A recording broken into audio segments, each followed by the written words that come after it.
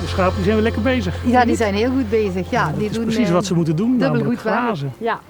Ik zie ook al nauwelijks bloemen meer. Want dat is altijd het eerste wat ze eten. Ja, de kruidjes. Dat vinden ze lekker. Ja. Nou Arjan, we zagen hoe dat schapen en ook de geiten deze Bemelerberg begrazen. Ja. Maar ze kunnen dat werk niet alleen, hè? Nee, tegenwoordig hebben we heel veel last van opslag van houtige gewassen. Hè? Dus we staan hier tussen de bramen. We staan hier naast een roos. In die roos staat brem.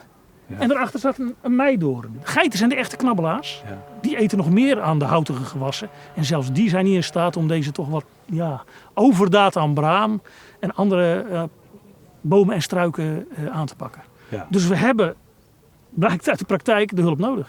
Er komen hier ergens deze winter mensen die komen met de bosmaaier op deze steile helling alle bramen afmaaien. Ja. En die harken dan het materiaal naar beneden. We staan hier naast een bosje wat al bijna bestaat uit kleine berkjes. Ze zijn bijna 2 meter hoog. En daarachter staan nog wat eiken.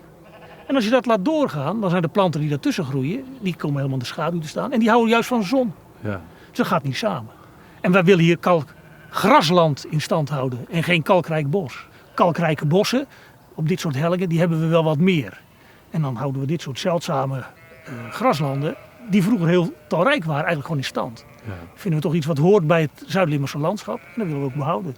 Staat er ook niet af en toe iets tussen waarvan je denkt van ja, zonder dat het weg moet? Dat zijn zeldzame rozen bijvoorbeeld. Ja. Eén roos die heeft maar 3 plantjes op de Bemelerberg als hele gebied. Ja, die weten wij precies te staan. Daar zetten we een paaltje bij. En als dan de mensen komen met de bosmaaier, mogen ze die zeker niet ommaaien. Dus we zoeken een beetje een combinatie van zoveel mogelijk grasland. Af en toe een zeldzame struik. Misschien nog iets dekking voor de insecten. En dat moet het zijn. We hebben dit jaar natuurlijk een heel nat jaar en het is ook wel lekker warm. En dat betekent dat de planten heel hard groeien. En dan zie je inderdaad dat brem, dit is het resultaat van 1 jaar. Een bremstengel van een metertje hoog. Ja.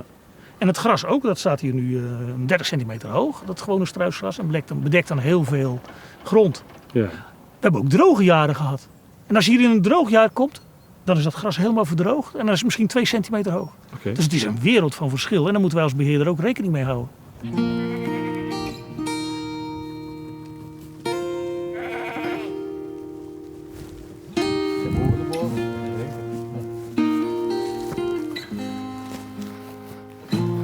Je hebt het beheer op de helling. Ik kan me voorstellen dat jullie dit gewoon de boel laten. Ja, dat zou heel erg handig zijn. Maar het is zo, dit zijn kalkrotsen. En wat we willen voorkomen is dat die kalkrotsen ook aan de bovenkant beschaduwd raken.